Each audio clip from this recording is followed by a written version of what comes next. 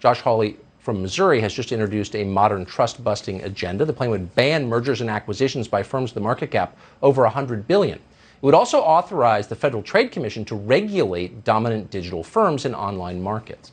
Joining us tonight to explain exactly what this would mean and how it might help is Senator Josh Hawley of Missouri. Senator, thanks so much for coming on. What a day you chose to do this.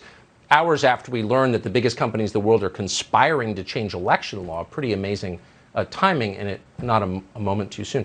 Tell us what this would do, your plan. Well, what it would do, Tucker, is actually put the American people back in control of their democracy and no longer these mega corporations. And we've got to remember what our founders knew, which is that monopolies and liberty are not compatible. No corporation should be so big and so powerful that it can control the political process, that it can override the will of the voters. And that's exactly what today's mega corporations who've gotten big and fat with the help of government, what they're trying to do. So here's what my plan would do. First of all, it would break up the big tech companies. Make them spin off their various parts.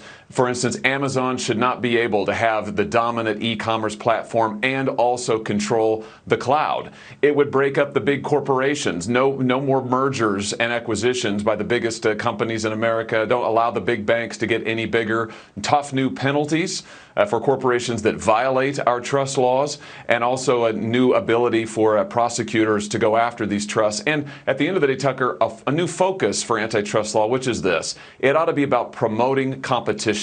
Freedom is protected when there's competition, not when there's monopoly.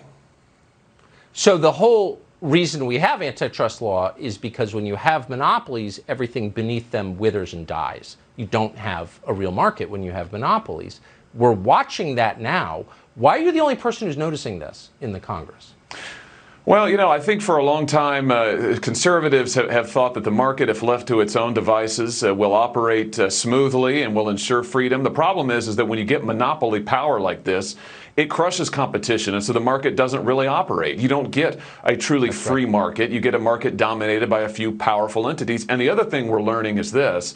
When you have mass consolidation of economic power, political power follows. Why is it these corporations are able to blackmail Georgia? Why is it that they're able to threaten these other states? It's because they're so powerful. They've achieved monopoly status.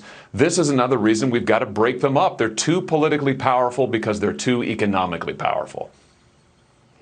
So this is why they want you off the stage. I notice this is why they're calling you an insurrectionist, because you talk like that.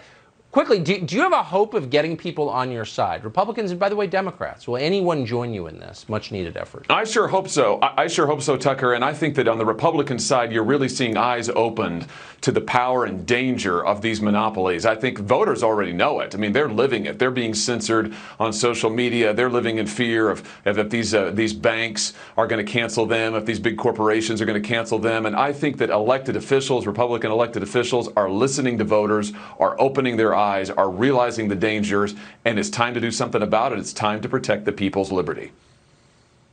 I hope you will come back and give us the names of those senators who stand in your way. I think it's that important. So I hope that you'll promise to do that. Senator Hawley, thank you. Thank you.